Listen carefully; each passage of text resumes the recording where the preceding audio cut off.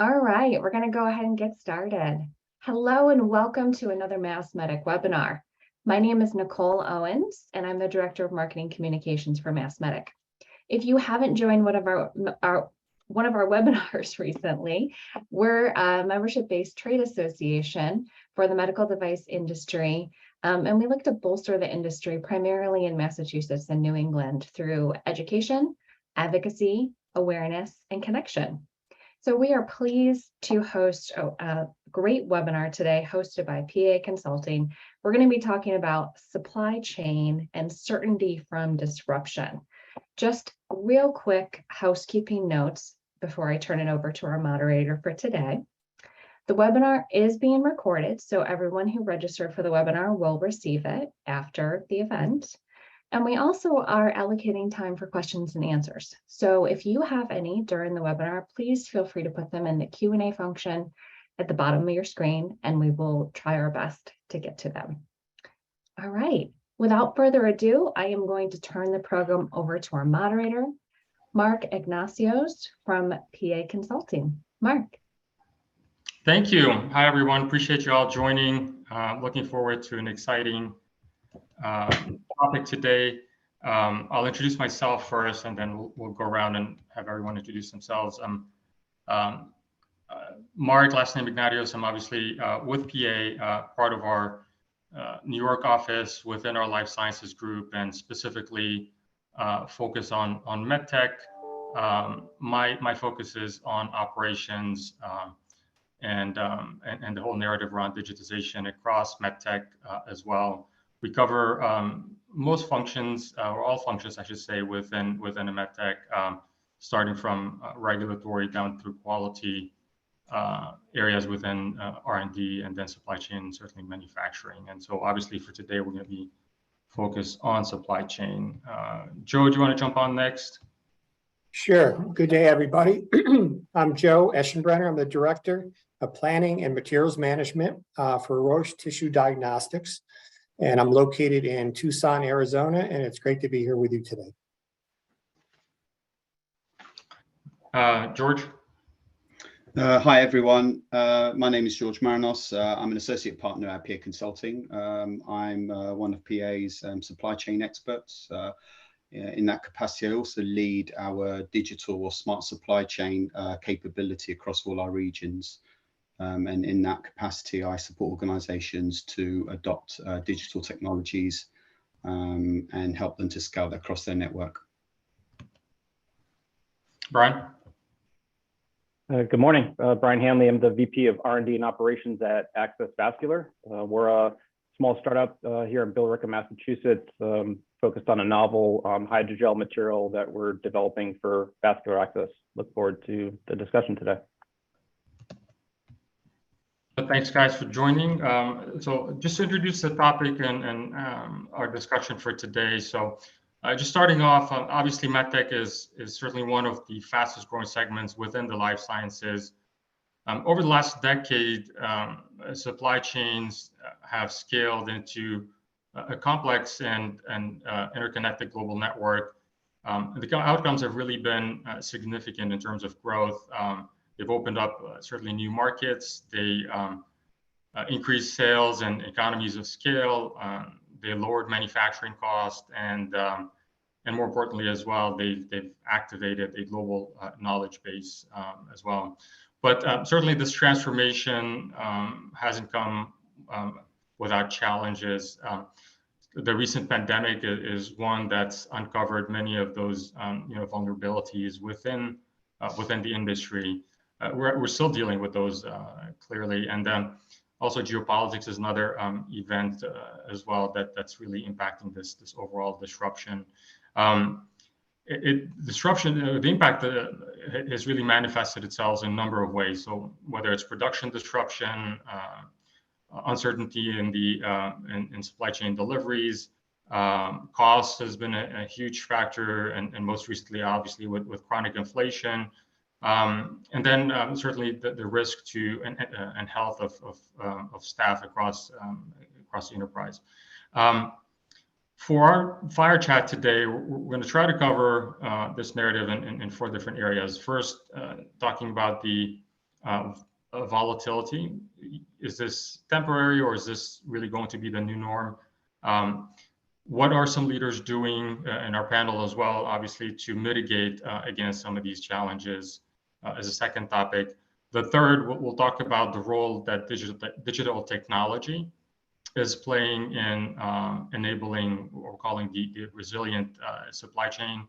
And then lastly, we'll conclude with how does the future look like? So obviously, global economies is softening, or the global economy is softening. And companies are somewhat shifting or in the process of shifting from a growth towards more of a cost agenda. And so how should leaders across the industry really work to manage this natural tension? So with that, we'll jump into the first topic. And the first topic, obviously, not to repeat myself, but this level of disruption that we're seeing at present, is this a new norm? And I'm going to jump on to Joe to get us started here. So it's not a simple question, but first response I would make is things are improving in some segments. We are still seeing challenges. The supply chain is still seeing challenges in certain aspects, especially in some of the electronic areas and some of the semiconductors that do impact our businesses. But once again, we've done some good things to put us in a good position relative to that. Another area that we're seeing some challenges is in labor. And as everyone knows, all around, it's harder to get people these days, and definitely qualified people. So at some suppliers and in the supply chain, that is still a challenge as we go through this. We just need to keep in mind what really got us here. And what got us here was demand in excess of expectations and demand in excess of forecasting. So, I guess in general, the statement I would make is things are getting better. However, there are definitely areas that are going to continue. We are continuing to see lead times actually extending still.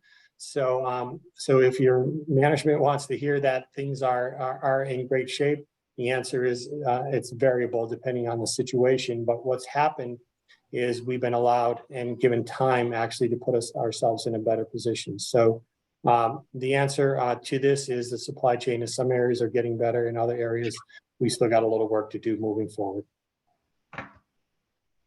And Brian, so obviously we got Joe's perspective from a large enterprise, and then from your perspective, if you don't mind just helping us get a sense for it from more of a startup perspective. Yeah, sure. Yeah, first off, I agree with a lot of the points that Joe's making, right? As you mentioned, Mark, my perspective, it's sort of shaped by, this 45-person organization. So, a tad bit smaller than Joe's organization, but we're facing the same challenges, just at a different point in our life cycle. To put it in perspective, we're really at the process where we're transferring new products into manufacturing. We're trying to scale up. So we have all the normal challenges that come with that, and then layered on, the effects of the pandemic. So, we were ready to enter the market when the pandemic hit. So what we did is we doubled down on our R&D efforts. We also stocked up on inventory to control our own destiny.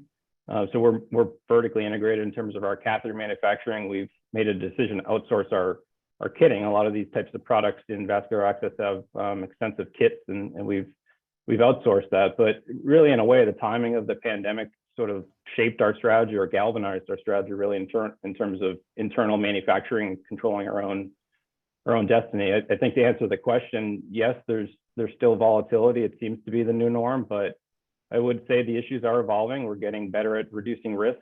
Last year, I would say every other week we were chasing one component inventory issue or another. I think that's evolved to similar to what Joe said. It's really more of, we're seeing like labor issues, especially at our contract manufacturer, trying to keep up with kit production. Our space, we're in vascular access. So, 80% of patients that go into a hospital setting are going to get some type of vascular access device. And if you look at, pandemic, obviously that's stressed supply chain. So still seeing issues, but, somewhat optimistic about the future. One thing I see a lot is, we're blaming supply chain for a lot of our issues. So at times we're trying to suss out, is it a true issue? Is there a workaround? There's still some macro level issues that concern me. We haven't touched on it yet, but sterilization, not necessarily pandemic related per se, but some macro level issues that are stressing the med device industry, and that's something we're looking at closely. And George, more from a wider industry perspective, you obviously have that that view as well. Just help us understand here as well. What is the view from that angle? Yeah, I mean, I guess the simplistic answer is it really depends on the products and the supply chain that really underpins it. As Joe mentioned, the chipset shortage continues to kind of disrupt a lot of organizations who are dependent on microchips, and certainly the MedTech industry has been hit quite hard with that, and that will continue. But there are green shoots, and certainly some of the investment that the US government has made in terms of investment into sort of manufacturing R&D in that space. We're hoping that towards the end of 2023 and certainly 24 that part of the disruption in supply chains will start to reduce. But obviously we're seeing other disruptions as well, and some of those are kind of political and also even regulatory with the EU MDR introduction, and certainly that's sort of having impacts to supply chains, and obviously the present one now is around inflation, and that's harder to deal with because that's impacting more the end-to-end supply chain and really starting to raise costs internally, but also we're seeing customers are passing some of those onto OEMs, and we're also seeing suppliers pushing that downward as well. So that's obviously quite a challenge that's impacting MedTech organizations. My thought is that this is probably disruption is probably the new norm, and I think even organizations should prepare themselves for that and really sort of start to plan and design supply chains with that mindset, and really start to sort of build sort of processes and solutions in place that help them to kind of respond to this level of volatility, and especially in areas where they have some level of control. Thanks, George. Joe, if I can go back to you for a second on this topic, especially around the labor issue. I know last year, many folks within the life sciences industry, many companies were obviously had a lot of challenges around recruiting. We've seen a lot in the media recently with layoffs across the technology or the big tech space, and obviously as the economy continued to soften, we've seen a little bit more of those. Is that just going back to the labor issue of what you guys saw yesterday, last year and this year? Is there are you seeing a shift? Is there more availability of staff than what it was last year, or how is that? So part of the challenge was that as it was really the movement of people, right? We were seeing a lot of people changing jobs, changing roles. In that case, then organizations and supply bases have to get those people up to speed. So that's part of it. But to answer your question is yes, we're seeing some improvements in the availability of people, but we are definitely still seeing the movement of people, good people from one organization to other organizations. So the risk still in the supply chain is where we have skilled individuals that take multiple months or extended period of time to get them up to speed. That is still a challenge in some organizations that we're seeing. But once again, there's definitely a positive trend as the economy starts to slow. And once again, people will be more available. But then again, there still is some current challenges to the supply chain relative to that.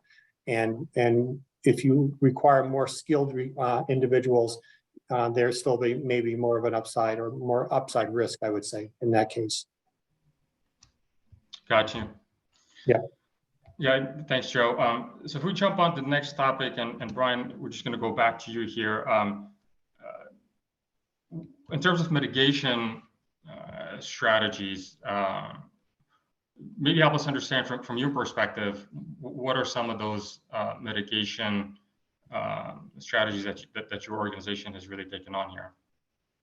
Yeah, sure. So again, we're pretty early stage. So we're just beginning to build out like our knowledge base and our data with respect to, some of the supply chain inputs, right? So lead times, costs, setting up second sources, we have a lot of that in place, but we're really building the tools, as we go. At the moment, we're extremely focused on, improving our operational efficiency, putting metrics in place so that we can really be more efficient and ahead of the issues. I would say, where we are today compared to where we were a year ago, we're planning much further ahead, right, than when we first entered the market. So we're purchasing components well in advance. We're probably running our S&OP more frequently than we normally would have, and really partnering with sales, understanding sales demand and changes in trends, working closely with finance, so putting rolling forecasts in place, supply agreements, larger investment in inventory, and that's where that partnership with finance is key. Those are some of the things we're doing. We also, at some point last year decided, okay, we're going to hire a supply chain manager. I'd say that's maybe unique for, at the time, 35, 40 person, startup, right? You tend to try to wear multiple hats, and maybe someone in operations is doing that, but now we have a dedicated supply chain manager, and that helps us, both on the day-to-day as well as some of the longer term planning that we're doing. And then again, really building and leveraging our relationships, with partners. There's also other things we've looked at. I'd say we're pretty early on this, but I was introduced to a contact at FDA that deals strictly with supply chain support, right? Through the Office of Strategic Partnerships and Technology Innovation that came in place with pandemic, and that's an option. And then again, just reaching out to our network. I had a conversation with an owner at a local 3PL about a year ago, and interesting process, right? So they're using Tyvek in all of their materials, but they're going out and they're sourcing it for each project. And they sort of looked at that and said, okay, well, Tyvek global shortage. And the customer actually stepped in and said, no, the 3PL is not buying it. It's, we as a customer are buying it. So, their allocation should be ours. And so, working your partnerships and you're building relationships, those are the types of things we're doing to mitigate. And George, picking up on that, and obviously supply chain is as Brian indicated here, is a lot more prominent, even especially with smaller or startups at this stage. From your point of view, I guess, and sort of certainly what you're seeing within the industry, what are some of those strategies for mitigating that you're seeing?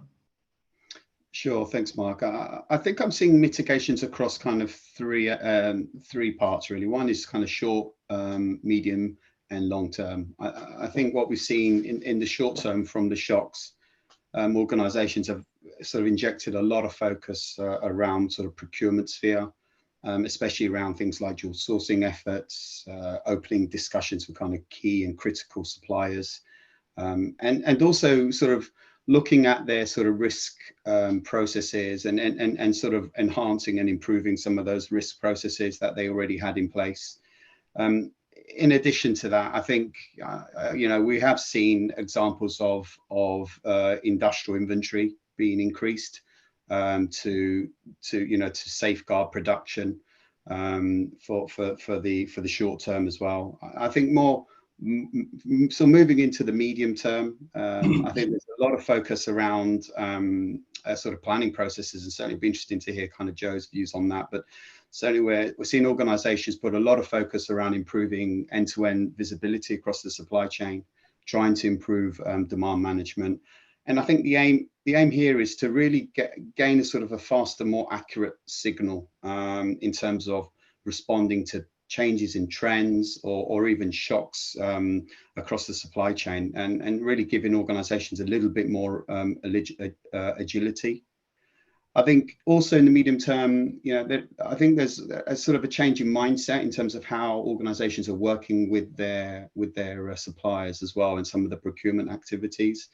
I'm sort of seeing a shift from sort of more cost-driven to sort of more collaborative relationships, and really starting to sort of integrate, data and really starting to share information and work more of a collective supply chain.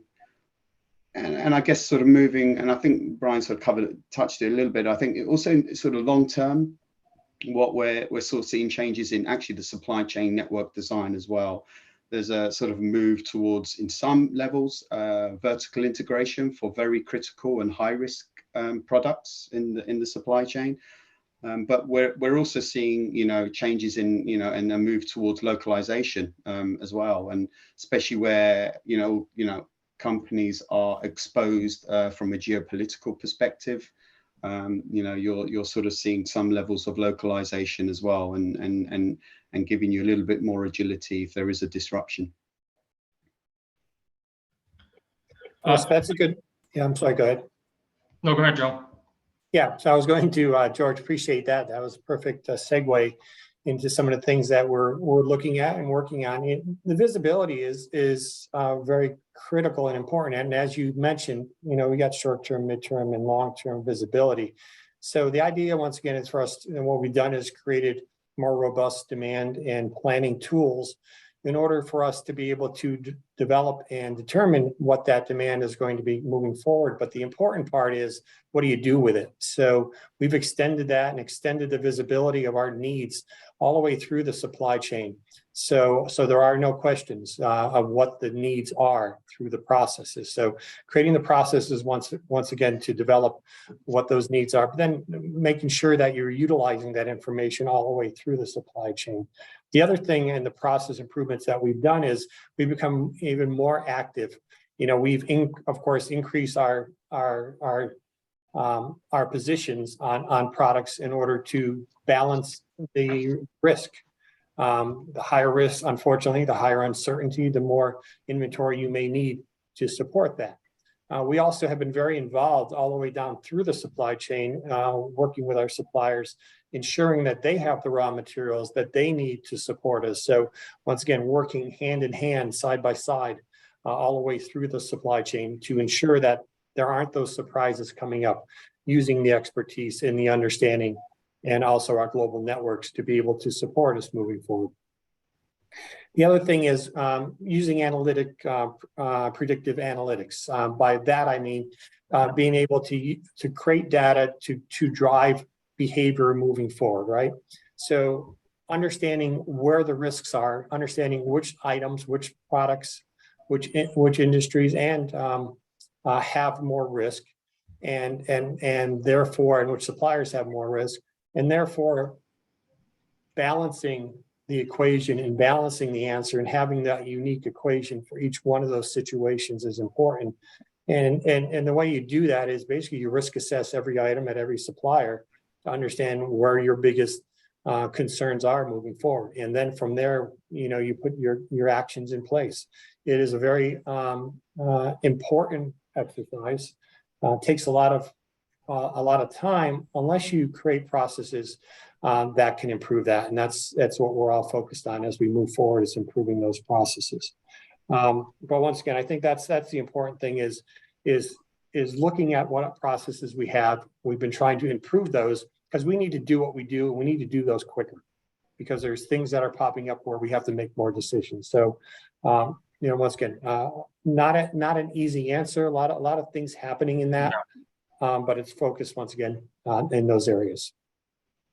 Joe, to follow on to that, so a lot of these areas that you mentioned were obviously things that you started to do when a lot of this call it disruption really started to happen. Or are these things that you're continuing to do now as part of your overall day-to-day runway, or is that something that happened and now you're set up for the pandemic caused an initial need, but it really created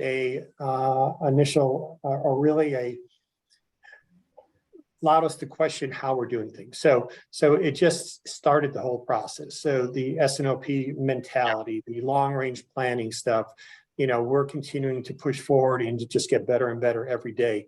So there's not an end to this one.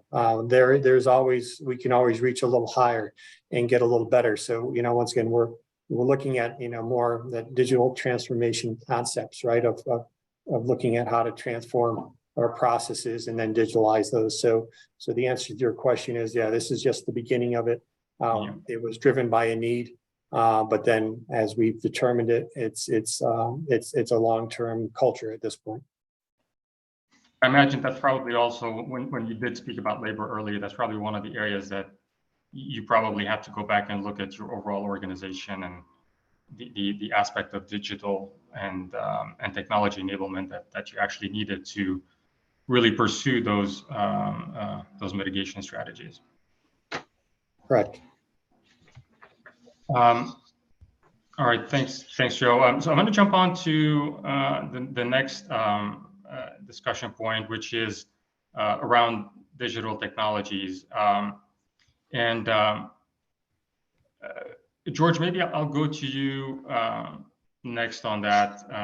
Just maybe give us obviously the rundown around technology and what's being done here to enable resiliency across the supply chain. Yeah, sure. I mean, some of the sort of research and some of the diagnostic work that we do for our clients really has, and I guess the word that's come out quite a lot is there's a real drive towards visibility of the supply chain. And certainly that's driven a lot of the digitalization agenda.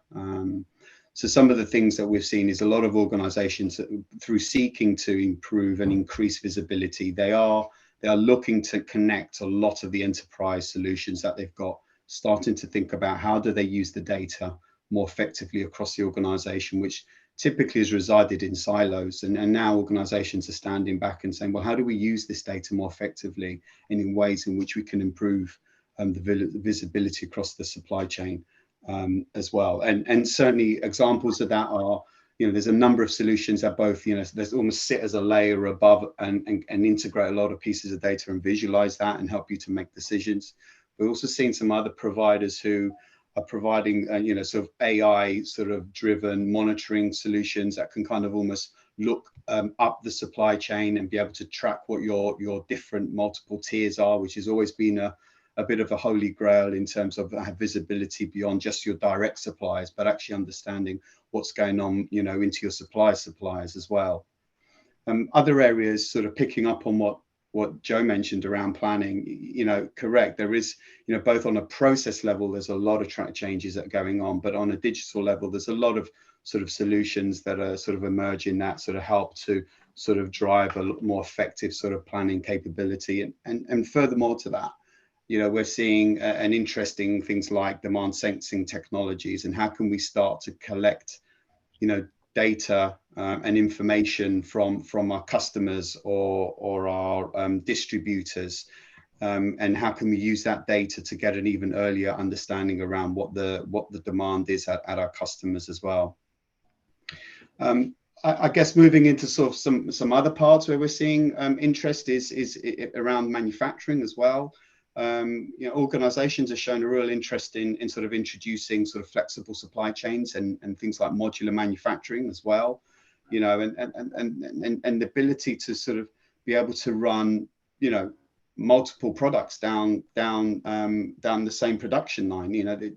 Typically historically these production lines have been set up to sort of make one single product and make it in volume, and sometimes that's quite constraining in terms of your ability, your agility to react to changes. And so organizations are sort of looking at sort of flexible lines, modularity, to be able to adjust and use the entire network to sort of respond to changes. And that's not just, a supply chain and manufacturing challenge. That's actually about looking about how you design your products as well and how you engineer that capability in from the very outset. It's going a little upstream as well, is what I hear you say, George. Joe, just picking up on George's response, maybe if you can elaborate a little bit more if some of these technologies are ones that obviously your organization has really taken on. Yeah, we've once again, it's about the planning side of things. We understand the criticalness of, on the demand planning side and making sure that we know what we're getting, what's coming down the road, but also in the long range and 10-year, let's say a 10-year plan. It's critical that we all understand really not what's the next move or the next move. It's the third or fourth move is how you win a chess game, right? So in long range planning, it's critical that we understand every aspect of our business, where we're going and where we are today, and what we need to do to really improve in those areas. And again, all different aspects of that. One of the things that, we know that during the pandemic, all of our, processes, if you want to look at it as a chain, it identified the weaknesses that we had and I would say the opportunities. And once again, moving forward and to really put processes and think about what we need to do to improve each one of those moving forward is really critical. So, once again, things we've done is a formalized risk assessment program. We've also digitalized our inventory procedures where we get information daily about how we're doing relative to our safety stock targets, the trending of that, and also understanding those trends are going to drive us one way or another. So quite a few different things going on in those areas. And Brian, coming to you, obviously it's the profile is a little bit different. You're just now building out some of these technologies. So maybe give us a perspective on what that looks like. Yeah, sure. Again, one of the benefits of a small organization is that we can turn on a dime, right? We can move really quickly. We're agile, but we often lack, the advanced software technology solutions that a larger organization would have, larger teams, et cetera. We're very focused, of course, on designing and trying to manufacture the product. But, what I will say is that, we're looking to include digitization, from the start, including in how we look at operational efficiencies and how we bring those solutions in, again, focusing on, supporting that scale up effort. And really what it comes down to is access to accurate information, right? And so, connected data and metrics, it's really going to drive that agility for us. Sometimes, you can get out of scope with too much data and getting too much of that too quickly, but we're keeping very focused on the information that's really going to just, drive the critical decision making for us.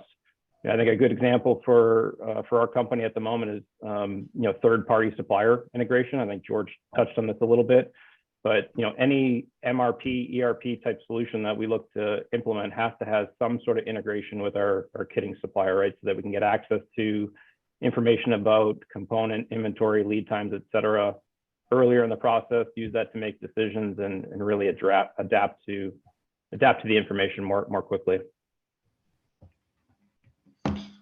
Got it. All right.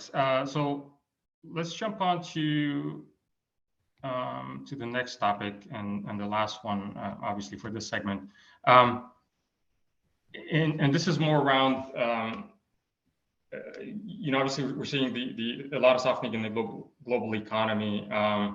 And so last year and maybe the year before, especially as we went through COVID, there was a lot more focus on growth and so forth. But at this stage right now, as the economy softens, the global economy softens, there's a lot of evidence around companies shifting more towards a cost agenda.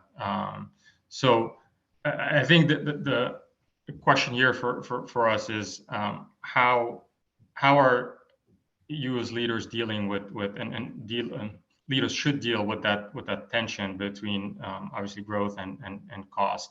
And Joe, I'm going to come to you first to kind of kick us off on this particular topic. Sure. I mean, we all every day, we're all dealing with that trade-off, at least on this side of the business, on supply chain of supply and cost. Once again, as we've gone through the last couple of years, that supply has been even more critical as we've had some challenges.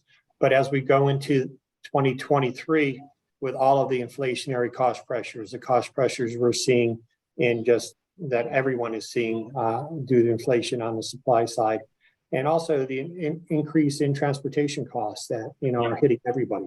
Those are critical, and that's important. So how do we balance this? So creating a strategy, right, to how to better manage our inventory levels, our supply levels, but also understanding that we need to work together with our suppliers. We've had a lot of challenges, and then a lot of expediting, a lot of areas which financially is challenging. But as we move forward, we need to scrutinize those even better, even more. One of the positive things is we're positioned better than we were in the past, but creating a strategy, but then working with your executive team to make sure we're sharing that risk, right? It's just not the supply chain organization that is taking all the risk. You know, if we need to reduce this, and this, you know, these are the risks and these are the decisions we need to make. So sitting side by side with our co-leadership to make those decisions, to understand if we make this decision, this is the additional risk we need to take. I think is very critical as we do this. And once again, it's continue to improve our processes, right? If we can do what we can do better, if we can do what we can do faster, we can take cost out of the process. And that's the critical part of things, right? It is to keep on looking how we can, you know, continuous improvement concepts every day. How can we improve things just a small bit, which adds up after, you know, 365 days during the year. So I think the pressures are not going to slow down. The cost pressures are going to continue to increase. The wage pressures are going to continue to increase. How we manage that and how we basically improve our processes, streamline our processes, do what we do better, do what we do smarter, is the way we're going to be able to balance and try to mitigate some of those increases.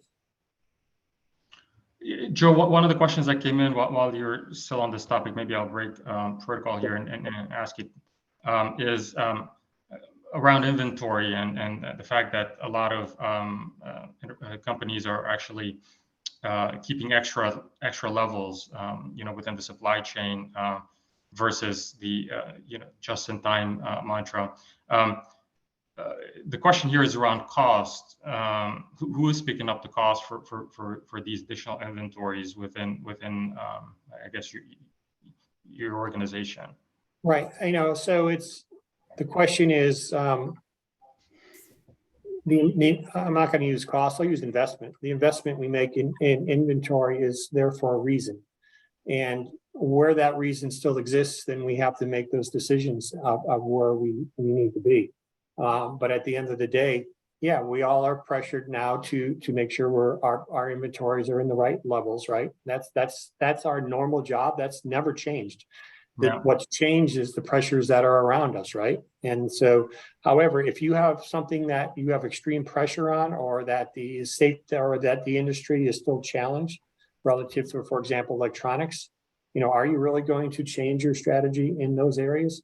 However, areas that have improved, those are definitely the areas that we're going to focus on and make sure that we're right sizing that. So where we have less risk, where we brought on a second source, where we mitigated that risk at certain levels, yes, that's no doubt about it. And that's really what we should all be doing.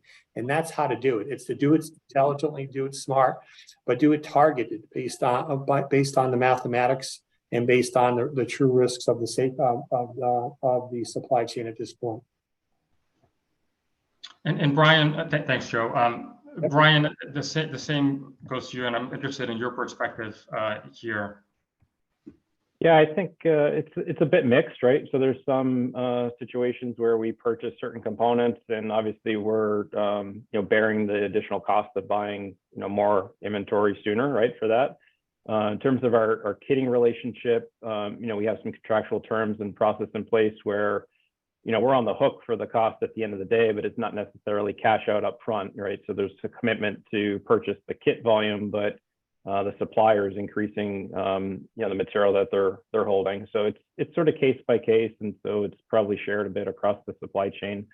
But in terms of budgeting, we've increased our budget for investment in inventory, more than what we anticipated, and that's, I think, the key, and that's the response to just knowing we're going to need to be, purchasing things much further in advance, right? So, we had a component last year, it's your typical heat shrink type extrusion, 6 to 12 weeks, depending on, what it's been historically. And then you go to place an order and it's 52 weeks, right? And so, is that sort of a bit of a flex to say, okay, if you don't need it, don't buy it right now? Or is it real? We ended up having to purchase it because we only have one source at the moment, came in a lot sooner. But those are the types of things that we're working through. And again, additional investment in inventory, trying to share costs with our kitting supplier where it makes sense, because again, they see the upside of our potential growth, and they want to be part of that. So there's some sharing. And George, to you to get us to wrap up a little bit more on this topic. Yeah, I mean, it feels like it's almost kind of four dimensions to this. You know, as you mentioned, there's obviously the resiliency dimension. And now there's the kind of cost dimension, which is kind of conflicting. But in addition to that, there's always kind of customer delivery and service, and also a more emerging or more present one is sustainability as well. And they're almost kind of working with each other, against each other, and that's kind of compounding the problem a little bit. And I think as Joe said, there's no real simple answer to this, other than, you know, I think organizations need to maintain a level of resiliency within their organizations with the processes, whether that is also holding additional inventory or the way they invest in their processes, but also they have to reduce cost to remain competitive and to be sustainable. And I think, you know, in truth, the best way to do that is to really invest in efficiency, and to reduce costs where it matters, in order to hold cost in areas which gives you resiliency. And I think, you know, we've touched upon some of those elements, certainly around how you improve your processes, using digital solutions to help drive more efficiency, help you to reduce cost, and reduce some of that risk, and really help you to sort of maintain that real careful balance across kind of those four quadrants, I would say. On the this is also another question that came in, and it's obviously on point as well. And maybe Joe, I'll start with you, if you can weigh in on it. It's how do you position, or how has your organization positioned itself to be first on the suppliers list when your competitors perhaps are also making the same ask? Well, some of the things we've done, that's a tough question, right? But what you can do is you can be the first to ask. You can be the person that has prepared sooner. What we did was we put our strategies in our safety stock strategies, et cetera, where we knew there was some risk. We've implemented those earlier than some of our competitors in those areas. But it's creating those relationships, right? It's having them understand what you do. I mean, we are a cancer diagnostic organization, and the supply of product supports our patients, and every item that our suppliers supply goes into that cancer diagnostics, and once again supports people in some of their most challenging days. So you know, we basically at that point let them know the value that they're bringing to people and to the world, and that's an important thing that we do. But once again, it's also important to let your suppliers know what your needs are as far out as you can let them know.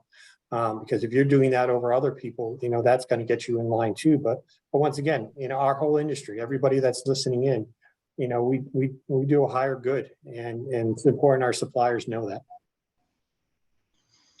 Brian, a different perspective for you on this particular point?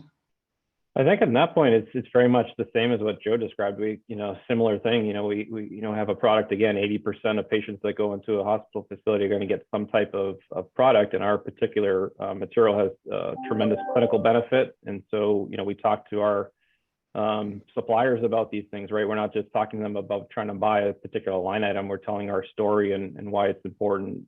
You know, in some cases, you know, we're buying certain components for production, and, you know, we don't need a lot of them. So we're able to sort of have discussions. Again, it's building that relationship so you can have that discussion and say, hey, we need 10 of these, and that keeps us going for a certain amount of time, and you know, those types of conversations. But, you know, very similar to what Joe said, it's about building a relationship and telling the story and trying to work it out together.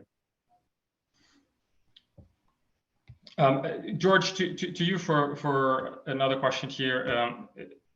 You mentioned diagnostics, or can you speak maybe to some of the metrics as enterprise or supply chains are trying to run some diagnostics against their processes?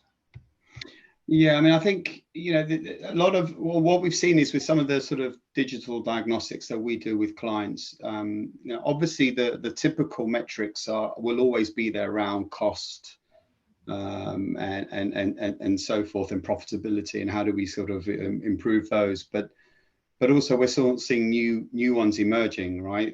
Certainly around sustainability, certainly around customer, and a customer value. And I think that maybe even leads towards the previous question as well around, if your competitors are also challenging what you're trying to do in terms of your products, actually you need to think about what is the additional value that you're providing to your customers through additional services. And also a big role to play in that is also around innovation, and what is the actual products you're offering, and how quickly can you develop and launch products and get them into the marketplace so that you are also competitive as well. And I think what we're seeing is, there's the kind of the traditional value drivers that you typically expect in a business, but then there are some kind of new ones that are emerging. And I think that's the areas that you want to sort of, if you can tick those and achieve those, that's where you're going to really gain competitive advantage, I would say. Got it. Another question that came in is, what is the role of JIT in the current context? George, maybe you can pick that up for us, and I'd be interested to hear Joe's perspective as well. Well, just in time is, I actually came from an automotive background, where sort of just in time was obviously a very key part of the kind of philosophy and success of that industry. And and what that's, the success of that is around having supplies local, close to you, and certainly having very good and accurate demand and planning kind of capability to kind of send that kind of radar ping to your suppliers, and having that very close relationship. And I think sort of, I think that, but inevitably that has another impact, right? If there was this whole globalization where organizations sort of were seeking much more better, lower cost, and moving to sort of other regions where they could get those benefits. But what that inherently did is increased, reduced costs, but it actually, moved away from some of those just-in-time elements. So, again, it's a similar kind of balancing act. And certainly, as I answered in sort of some of my previous questions, we have seen in some supply chains a shift towards localization, and to be able to sort of have a greater sort of just-in-time sort of philosophy, so that you can adjust, change, and adapt to any disruptions within your supply chain. Joe? Yeah. So once again, just-in-time is always the goal, right? I mean, that's the idea, is one unit in, one unit out. I mean, that's the concept. But it'd be interesting if you listeners here will go back and do some reading on Toyota, right? One of the founders of the concept.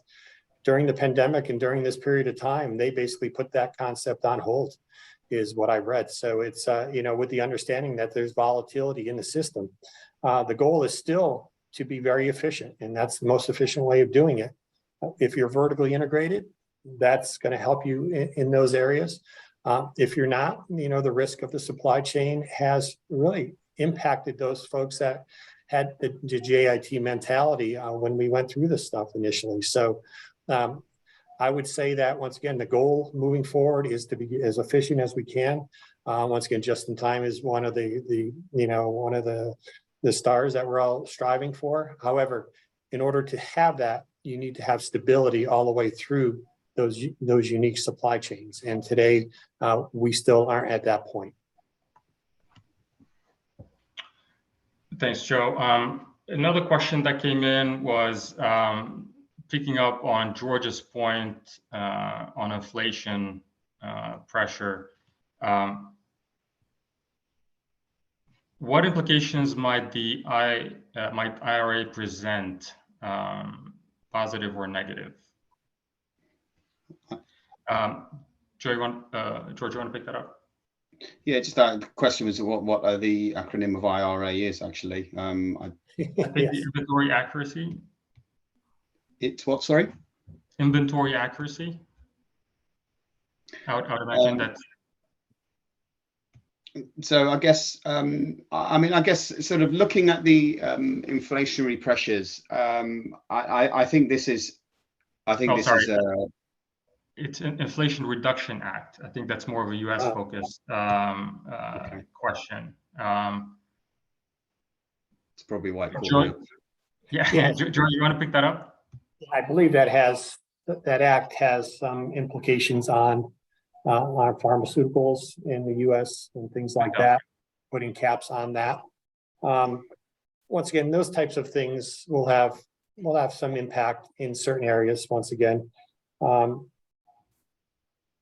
it puts pressure in certain industries, but once again, I'm not sure how it's, the idea once again is to slow inflation. In order to slow inflation, you have to slow demand. And when you're slowing demand, you're slowing, therefore the need. And once we slow the need, then supply chain theoretically can catch up. So that's the concept behind all that. And that's just one entity of that. So, I think they're trying to do the right things in order to support this. But, at least my history is, it's the economy runs the economy. The government interaction is all short term. So we'll see how that impacts what we're trying to do.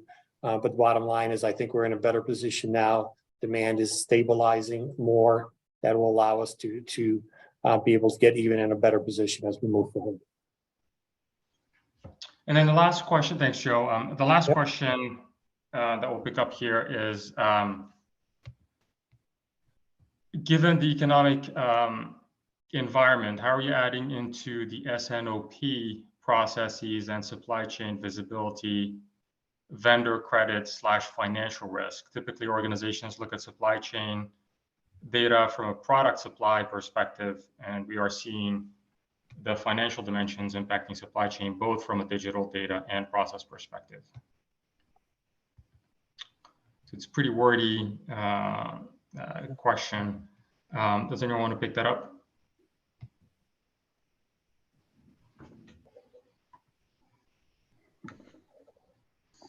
So just let me say it again. So how are you adding into the S&OP processes and supply chain visibility, vendor credit / financial risk? Joe, do you want to take a crack at that? Yeah, sure. So, in the general supply chain discussions, right? It's the balanced supply and demand. That's the dialogue, right? Is, the supply chain ongoing, has become a bigger topic, right? It isn't just do we have enough capacity to do what we need to do? Is it, do we have enough product to support the capacities to meet our needs? So, the dialogue has got a little more focused in those areas over the last few years.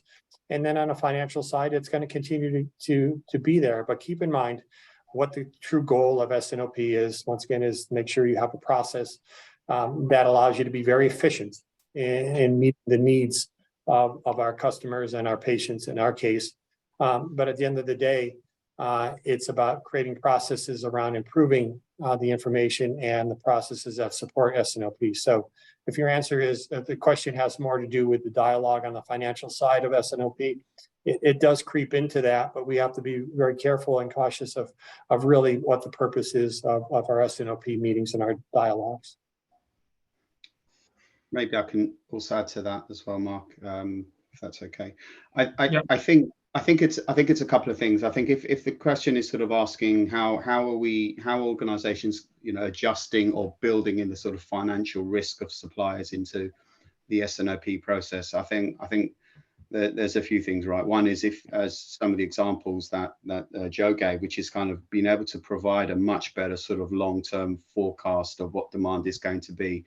And being able to share that with your suppliers in giving them as much of an opportunity to prepare, to invest, and be efficient into your organization, I think is obviously a key plus, and starts to mitigate some of the risk around some of your suppliers who might be financially unstable as well. I think I think there's another piece which is also around, as we talked about, how well are you integrated with those suppliers who are potentially financially at risk, and how are you working quite closely with them, supporting them along that journey.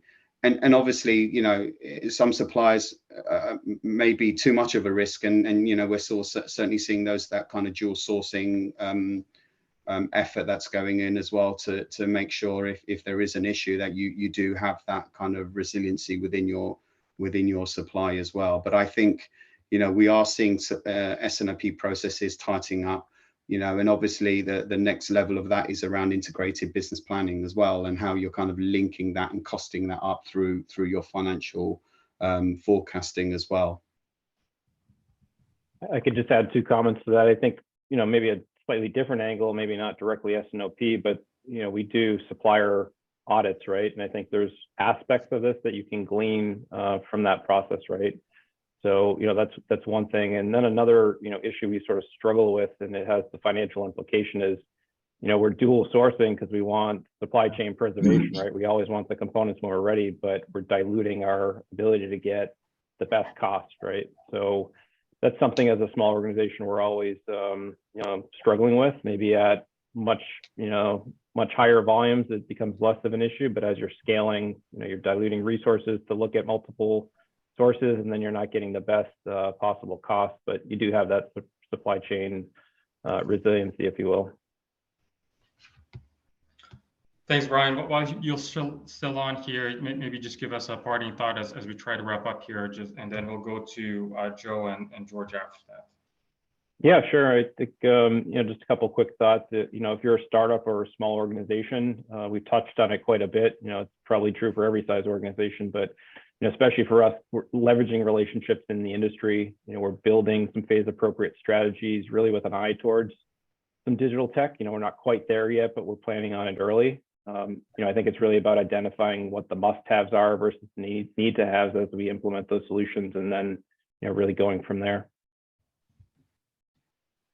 Yeah, and I'd add to that it's important that we all understand where we are. We're at a much better spot than we were. But also, what we need to do is look internally, once again, look at our processes, and we need to invest in ourselves, right? We need to invest in improving. We need to have that continuous improvement methodology and culture, actually. So, investing into our process improvements, investing into our strategies.